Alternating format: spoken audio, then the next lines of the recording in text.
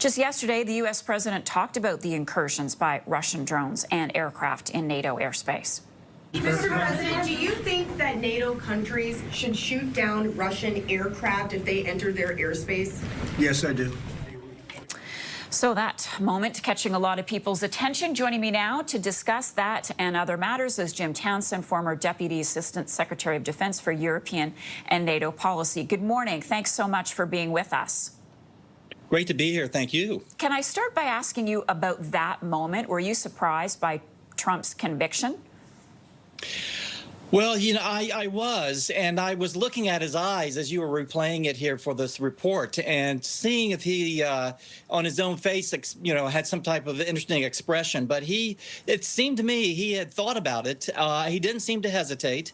And so I think he's probably looking for something that he can push back on Putin with. And that's something that might have surprised Putin, that he was so certain, Trump was, so certain that this was something that should be done after being quiet for a number of days since the Estonia overflight. So, I think he means it.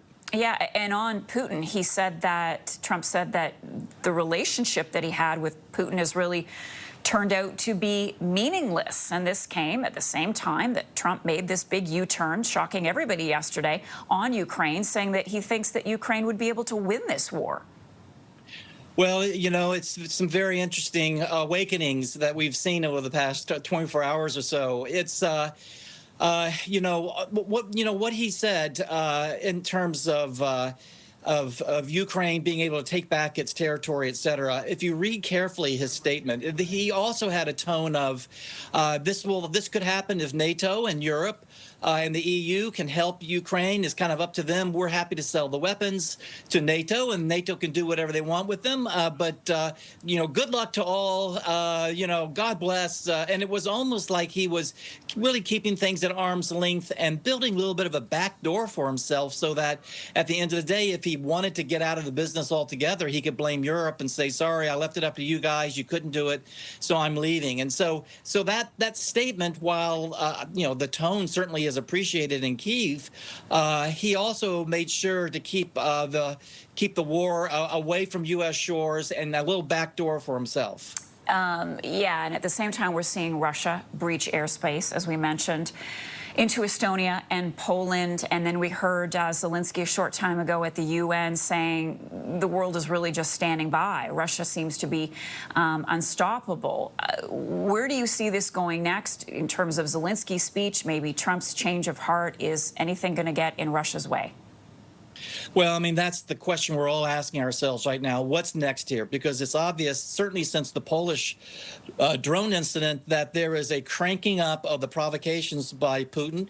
For whatever reason, he feels emboldened to do this. I don't know if he's, going to be deterred by what Trump says or not. I don't think so. He doesn't seem to be scared by anything. And so nations are taking an appropriate response. NATO is. It's got the Eastern Sentry program going on. But I think we need to kind of lift up a bit of the pressure by making sure that the aircraft that take part in Eastern Sentry are armed, and that there's a rules of engagement that, in fact, give authority to those pilots to shoot down a plane that crosses over into NATO territory if the pilot feels threatened or that the plane itself is a threat. I think we need to make sure that Putin gets the point that we're serious about this and that he's got the pictures to see that. And I want to ask you lastly, if you could just tell us if this wall that Estonia wants to build, this drone wall, is that a thing? How much security would that provide, Jim? Well, that's a great question. Is it a thing? I like the way you put it. It's becoming a thing, but like a lot of things, it's a bit of a fantasy in terms of something that can be done quickly, something that will be impenetrable like a wall is. There is a lot of work that's got to be done on counter drone by all the nations, including the United States and Canada too, to try to improve our ability to protect ourselves against a drone swarm. 800 drones, which is what Kyiv has to deal with sometimes. So I understand what Estonia is doing, and they've got to press ahead as best they can. But this is something all the nations need to do together. This is going to be expensive. We don't have the right technology yet. but we've got to act together on this because we've got to move fast. Jim Townsend is the former Deputy Assistant Secretary of Defense for European and NATO Policy. Thank you so much. Always great chatting with you, Jim. You take care.